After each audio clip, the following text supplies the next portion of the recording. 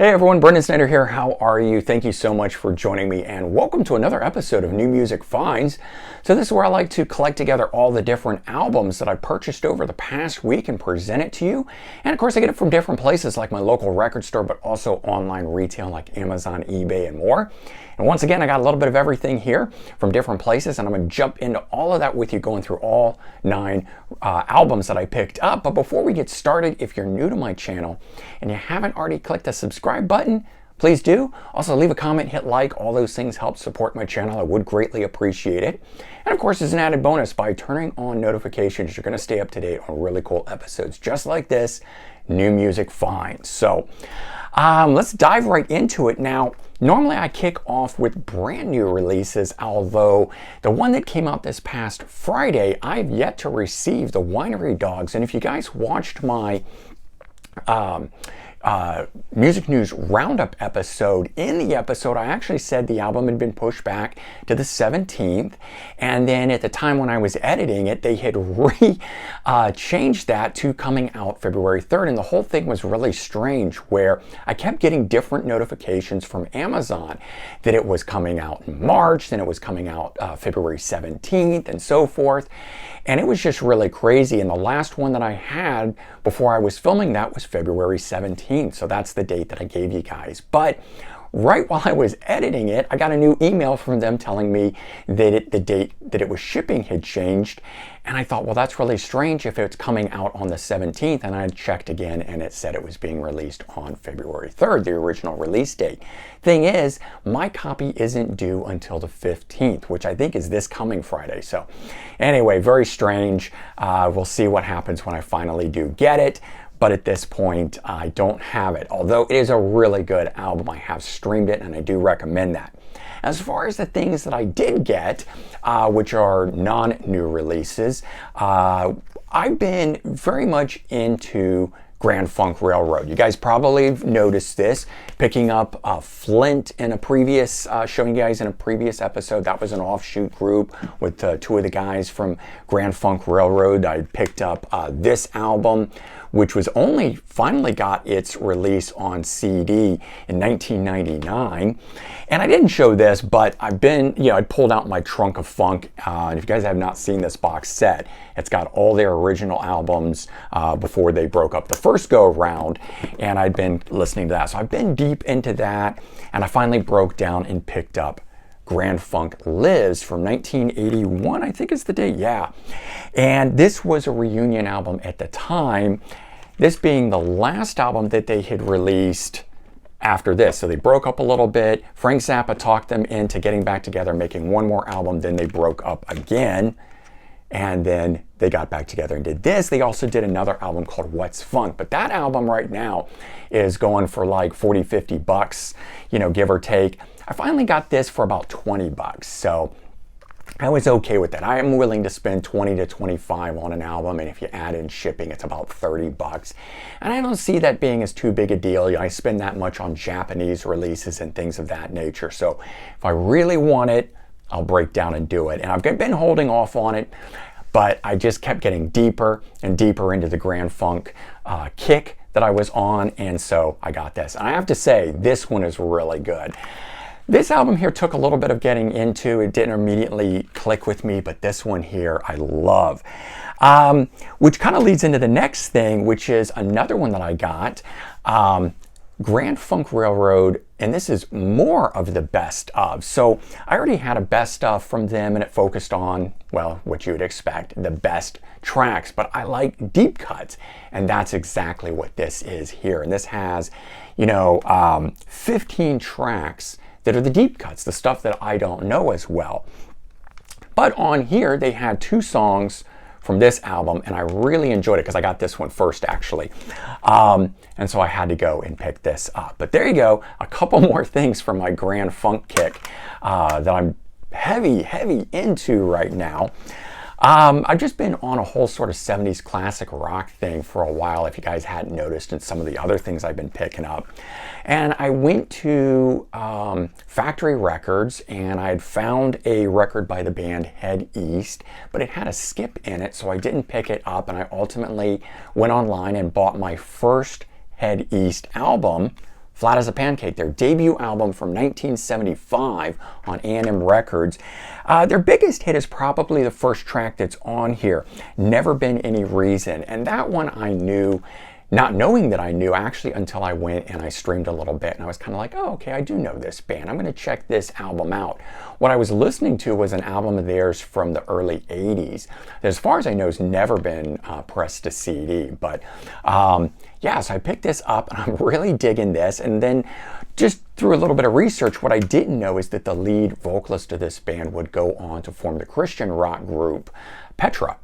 And I only actually found that out because then I found a solo album of his and it listed Head East and Petra with it, and doing a little bit of research I found that out. But I don't immediately jump into Christian rock bands, but between Grand Funk Railroad and Mark Farner going off and doing Christian rock, and then this one and the lead vocalist going off and doing Christian rock, you know, interesting. Who knows? Maybe I'm going to end up on a Christian rock kick after this and stuff. Got a lot of Stryper in the collection, and a few other Christian rock bands like Shout and Barren Cross, and I can't think of some other ones offhand, but there's other ones that are like that. All right. I had also been picking up a number of Tubes albums, and so I picked up Love Bomb, the album that came out right after.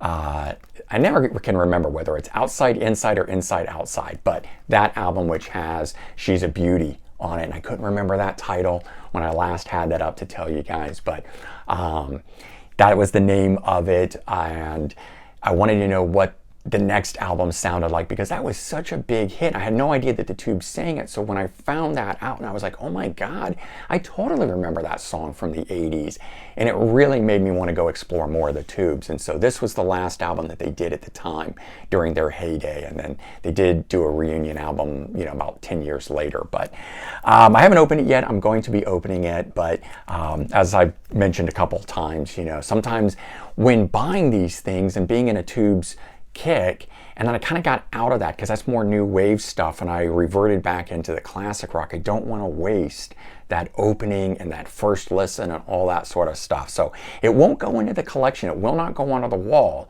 until I've listened to it. So it might sit out for a couple weeks, but there will be a period where I'll be in for that, and I will crack that open and enjoy it. So I am holding off on that, but that's why you're still seeing it in plastic. The Rockets, which is a cool offshoot group from Mitch Ryder and the Detroit Wheels, who also had the band or that was just called Detroit, but ultimately the Rockets. And these are two Later Day era albums. They did two albums before this. That's a Wounded Birds Records reissue, and just, you know, good straight ahead rock. Not much more that I can say about it than that, but I thought the album covers looked cool. I liked the earlier stuff. I have the album under the band name simply called Detroit, and I do have one of the albums by the Rockets on vinyl that I picked up recently as something that was the offshoot from Detroit. So when I saw this, I said, oh wow, I didn't realize that this band had done multiple albums, I think 4 in all. So I wanted to check that out. Steve Winwood's self-titled release on Island Records. Picked that one up. It was the last of my Steve Winwood albums that I didn't have in my collection, so I got that. I have to say it's not one that has grabbed me immediately. It's a little more mellow than some of the other stuff. I definitely like, you know, the mid to late 80s stuff that he was doing that has that 80s flair to it. I think this album is 77.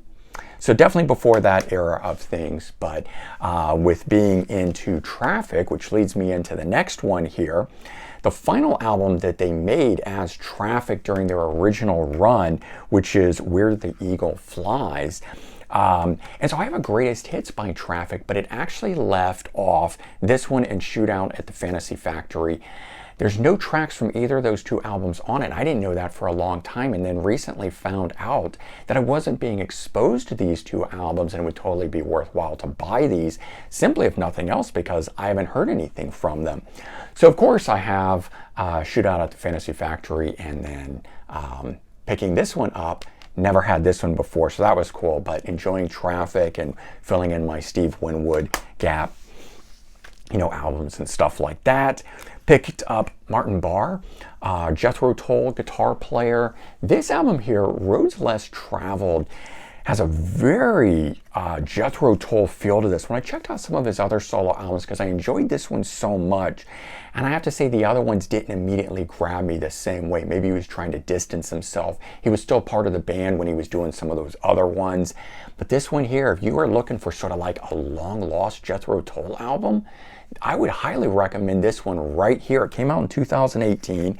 As far as I know, this is the last new studio album that he has done. I'm kind of hoping we get another one soon since it's been 5 years now. Very, very good stuff. Really enjoying that one. And then filling in my Trapeze collection. Only one album left to get the debut, but right now I picked up You're the Music, We're Just the Band. And this is a Purple Records reissue of it. It's a 3-disc edition. While I don't care for the digipack part of this here, I do appreciate the extra stuff that's part of this. So the first disc in here is the album itself, but then you get disc 2, which has cool bonus tracks and a Radio 1 concert and stuff. And then the third disc in here has another concert from Houston. So a lot of live stuff for those of you live fans out there, but Purple Records just does great jobs with these things. They great booklets and stuff like that too, so that's always nice write-up and whatnot. But there you go. Those are 9 releases that I picked up that I've really been enjoying this past week. That's causing me to branch out into more of this 70s rock. We'll have to see where things go for next week and so forth. But do check back every Wednesday for brand new episodes, collecting together all of my new music finds. You can see all the stuff that I'm currently buying and sort of what is causing me to listen to the things that I listen to, and what's that you're listening to in some of those other episodes. Because all these things are kind of intertwined and so forth if you haven't already noticed that.